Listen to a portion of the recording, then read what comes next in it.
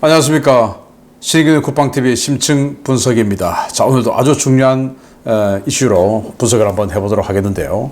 지금 이 북한군이 우크라이나 전장에 투입이 되었죠. 윤석열 정부가 설정했던 레드라인 넘었습니다. 자, 이런 상황에서 나토가 우리 한국에 대단히 강력한 구애를 펼치고 있습니다. 북한과 러시아는 완전히 그냥 연합군이 되었죠. 나토는 우리 한국에 아주 절박한 구애를 하고 있습니다. 자, 우리 한국 재도약의 마지막 기회인데요. 우리가 이걸 어떻게 행동해야 되는지, 어떻게 대처해야 되는지, 그러면서 우리가 어떤 국익을 창출해내야 되는지 저희 의견을 좀 말씀드리도록 하겠습니다. 자, 쿠르스크 전선에 북한군 투입됐죠. 결국 레드라인 넘었습니다. 북한과 러시아가. 10월 28일 미 국방부 대변인이 공식 확인했죠. 북한군 병력이 우크라이나 국경 가까운 곳으로 이동한 것으로 파악하고 있다. 북한군이 정말 전투에 투입된다면 북한은 공동교전국이 되며 합법적인 표적이 된다.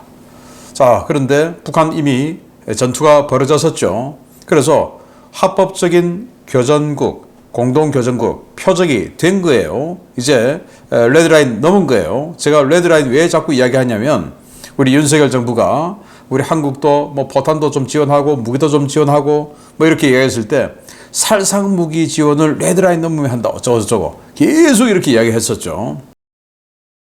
그래서 레드라인 넘었다라는 전제를 먼저 말씀을 드리고요. 북한의 참전 확인으로 다급하게 돌아가는 국제정세입니다. 우크라이나가 한국의 특사를 급파합니다.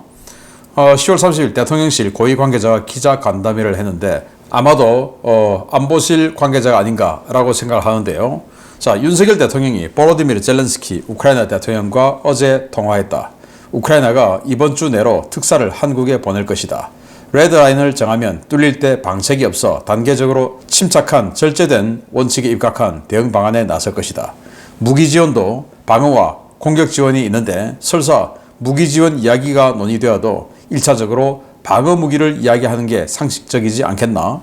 다음 단계적 결정의 기준은 북한군이 참여하는 우크라이나 전투 개시가 될 것이다. 아니 지금 뭐 북한군 벌써 전투했는데 무슨 다음 단계가 또 있습니까? 그래서 지금 이 대통령실 안보실 관계자의 이 말은 무기 지원도 단계적으로 지원해야지 뭐 처음부터 살상무기 지원하냐. 그래서 일단 방어무기 먼저 지원하고 그 다음에 북한군하고 전투 개시가 되면 그때 그 다음 검토해봐야 되는 거 아니냐. 자, 이런 건데 이건 마치 우리가 숙제가 있는데 그 숙제를 한 번에 그냥 다 해서 화끈하게 칭찬 좀 받으면 되는데 찔끔찔끔 손바닥 안 맞을 정도만 그냥 하겠다. 이거 아닙니까? 자, 이렇게 되면 도와주고도 좋은 소리, 고마운 소리를 못 받죠.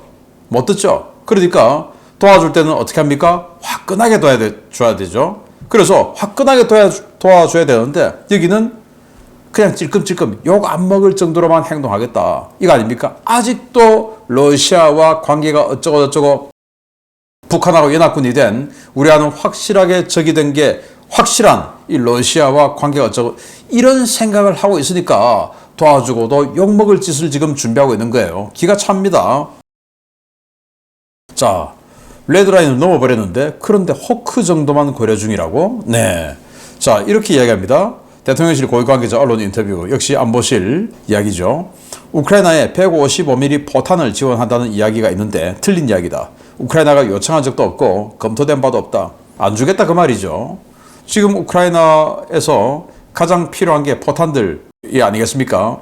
그런데 지금은 작년에 비해서는 이 포탄의 필요도가 좀 많이 줄었어요. 드론이라고 하는 새로운 포병을 대체하는 새로운 패러다임이 열려버렸고 그리고 EU, 나토 자체도 이 포탄 생산량이 급증했죠. 사실 이 포탄은 작년에 우리가 확 줬으면 굉장히 고맙다라는 소리를 많이 들었을 텐데 지금은 좀 시기를 놓친 감이 있습니다. 그럼에도 불구하고 포탄 줘야 되죠. 그래서 뭐 포탄 5만 발에서 7만 발 정도를 뭐 우회적으로 전달해 준다. 뭐 이런 설도 있는데 뭐 알려진 바는 없습니다.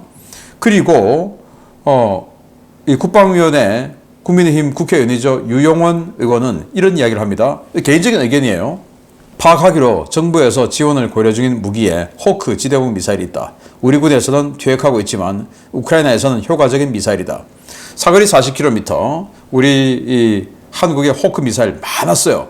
그런데 우리가 천궁 미사일 개발해서 천궁 미사일로 호크 대체하니까 호크는 지금 이제 다 퇴역하고 치장하고 이제 이런 건데, 이걸 우크라이나에 주면 러시아의 드론 그리고 러시아 순항 미사일 이런 걸 요격하는데 상당히 도움되니까 또 다른 나라 뭐 포르투갈 이런 나라도 호크 미사일 줬어요.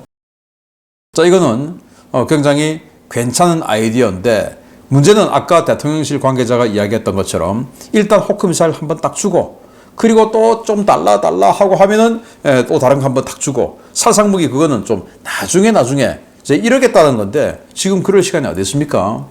저는 이런 자세로 협상에 임해서는 안 된다라는 겁니다. 우리 한국 무기가 유럽에서 승승장구하는 것처럼 보이지만 일부 국가에서만 하고 있어요. 그것도 폴란드, 루마니아 이런 나라에서만. 지금 북유럽, 서유럽은 아직 거들떠보지도 않고 북유럽에서도 우리 한국 무기를 도입하려 했다가 또 영국에서도 그렇고 그냥 다 아예 수의계약으로 한국 무기 입찰이 들어왔는데도 아니야 하고는 독일 무기 사버리고 이런 상황이에요. 왜? 한국은 지금 나토의 어려움에 기여한 바가 없는데 우리가 돈 때문에 나토 무기를 안 사고 한국 무기 사서 되겠냐? 라는 게 전통적인 나토 국가들, 그리고 최상위권 선진국 국가들의 생각인 겁니다. 폴란드와 루마니아는 경제가 상대적으로 어려우니까 좀 가격이 싸고 조건이 좋은 한국 무기를 사는 건데, 그렇지 않은 나라들은 안 그래요.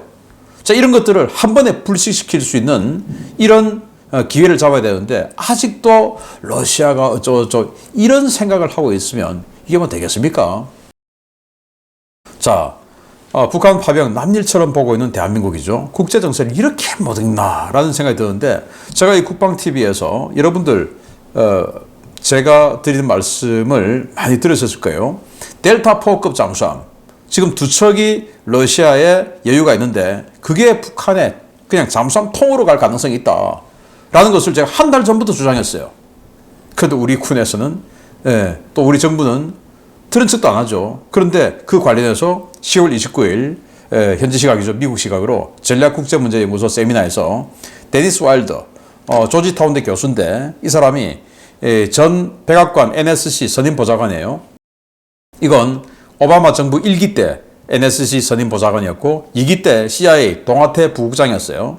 완전히 그냥 지금도 오바마 정부 2기라고 할 수 있는 3기라고 할 수 있는 바이든 정부 아닙니까? 그러니까 최고급 정보를 공유할 수 있는 이런 위치에 있는 사람입니다. 이 사람이 뭐라고 했냐? 북한은 파병 대가로 러시아로부터 반대급부를 받게 될 것이다. 거기에는 ICBM 재진입 기술, 핵 잠수함이 있다. 북한의 전략원잠이 서태평양을 누비고 다니는 상황은 우리 모두에게 엄청난 두통이 될 것이다. 자, 오바마 1기, 2기 통틀어서 외교 안보의 헤드쿼터 부분에 있었고, 지금도 오바마 정부의 후신이라고 할 수 있는 상황이기 때문에 이 사람은 굉장히 고급 정보를 가지고 있겠죠. 그 사람이 핵 잠수함 있다라고 했지 않습니까? 자, 그러면 이런 핵 잠수함이 이제 서태평양을 누비고 다닌다. 델타4급이 핵미사일 16발, 8,000km 쏠 수 있는 핵미사일 16발 장착한 이 델타4가 서태평양을 누비고 다닌다. 이러면 미국에게 엄청난 두통이 될 거다. 미국도 고민스럽다는 겁니다. 자, 이런 거, 그럼 미국만 고민스럽습니까? 우리 모두에게, 우리도 고민스럽습니다. 이런 거래를 못하게 말려야 되지 않습니까? 이런 거래 못하게 해야 되는데, 그거 뭐, 호크 미사일, 이런 거나 주고, 이래서야 이걸 말릴 수가 있겠습니까? 막아낼 수 있겠습니까? 아니죠. 러시아가, 와, 이거 줬다가 내가 큰일 나겠네. 이 정도 압박을 줘야 되는 거 아니겠습니까? 그게 제가 주장하는 바 아닙니까? 그래서 우리가 뭐 155mm 포탄 좀 주고 또 호크 미사일 좀 주고 한다고 러시아가 한국 때문에 겁이 나서 전쟁 빨리 마쳐야 되겠네, 이렇게 생각하겠습니까? 눈도 깜짝 안 하죠. 야, 정은아, 탄약이랑 미사일 좀 더 보내라. 쟤들이 지금 이렇게 관여하고 있네. 니도 기분 나쁘지? 그러니까 더 보내. 라는 명분만 제공해 줄 뿐이죠. 그리고 무기 지원했으니까, 어차피 이제 지원했으니까, 뭐, 그냥 이 시궁창 물에 풍덩 빠지나, 예? 발만 담구나, 하체만 빠지나, 냄새 나고 목욕해야 되는 건 똑같아요. 그렇지 않습니까? 기왕 하는 거 그냥 확 빠져서 도와주고, 그리고는 이 상대에게, 야, 나 이건데 너 일로 와봐. 한번 안아보자 하면, 왜 이래요? 하고 도망가게끔 만들어야 되는 거 아니겠습니까? 그걸 지금 우리 정부가 못하고 있는 거예요. 그래서 그런 거 하려면 이 정도는 돼야 되죠. 현무투비, 제가 말씀드렸죠. 지난주에도 말씀을 드렸는데, 현무투비 발사 실험 사진입니다. 이렇게 정확하게 내일 꽂혀요. 사거리 500km. 정확하게 들어가고, 마지막에 종말 단계에서 디코이까지 뿌리면서 적의 방공 무기가 요격을 하지 못하게 만드는 그런 기가 막힌 능력이 있어요. 또 회피 기동까지 합니다. 그리고 이렇게 정확하게 내려 꽂히면서 벙커버스터처럼 파고 들어가요. 그리고 터져요. 사거리 500km니까 크렘린 군까지도 우크라이나에서 날려보낼 수 있습니다. 그리고 이 MTCR 300km 넘는 탄도미사일은 해외에 판매하면 안 되죠. MTCR 위반인데 할 수 없어요. 그런데 러시아가 알제리에 이스칸데르 미사일 팔았어요. 사거리 500km짜리를. MTCR 어긴 거죠. 야, 너도 어겼으니까 우리한테 할 말 없잖아. 할 수 있는 거죠. 자, 북한에 뭘 보낸다고? 그럴 낌새만 보여봐. 우크라이나에 현무투비 보낸다. 뭐 핵 잠수함, 핵 재진입 기술, 우리는 이거 보낸다? 할래? 이 정도 압박은 줘야 됩니다. 자, 그래서 전략적 접근이 필요한 때인데 고작 정보 공유하려고 대표단을 보냈을까요? 우리 이 정부 대표단이 브뤼셀의 나토 본부에 갔어요. 그런데 뭐 했냐? 이 EU 집행위원회 대변인이 이렇게 얘기합니다. 10월 29일 한국 정부 대표단이 브뤼셀 나토 본부에서 북한군 파병 동향과 관련한 정보 브리핑을 갖고 같은 날 오후 유럽연합 정치안보위원회 위원들과 회동했다. 뭐 그냥 정보 브리핑만 하러 간 건 아니겠죠. 정보 브리핑만 할 것 같으면 거기 현지 우리 대사관에 무관이 있는데 무관이 대신 하면 되죠. 아마 뭔가 좋은 논의를 했을 것이라고 기대하고, 그 좋은 논의가 호크 미사일 좀 줄게요. 155mm 포탄 우회적으로 지원해 줄게요. 이따위 것만은 아니기를 기대합니다. 정말로 러시아가 이런 거 안 되지. 정말로 나토가 이 정도는 돼야 되지 라고 하는 걸 줘야 되죠. 불곰 사업을 통해서 러시아로부터 들여왔던 T-82U 전차, BMP-3 장갑차, 무레나 공기부양정, 카모프 32 헬기, 많죠. 이런 것들. 그런 것들 뭐 기본적으로 주고, 그리고 호크 미사일 주고, 우리 한국의 신궁 보병 휴대용 지대공 미사일 주고, 현궁, 우리 한국 무기 완전 쇼케이스 열어라 이겁니다. 현궁 대전차 미사일 주고, 천궁, 우리 지대공 미사일 시스템, 호크는 일단 주긴 주는데 천궁도 준다. 그 정도 주고, 그리고 공격 무기로 천무에 KT 좀 꼽아주고, 완전히 그냥 이 열압약탄으로 적의 참호 싹 쓸어버릴 수 있는 무기죠. 그리고 현무투비, 크렘린까지 압박할 수 있는 이 정도 우리 준다. 이 정도 각오를 하고 나토와 대화를 나눠야 되지 않겠습니까? 자, 그래서 조셉 보렐 EU 외교 안보 대표가 우리나라에 옵니다.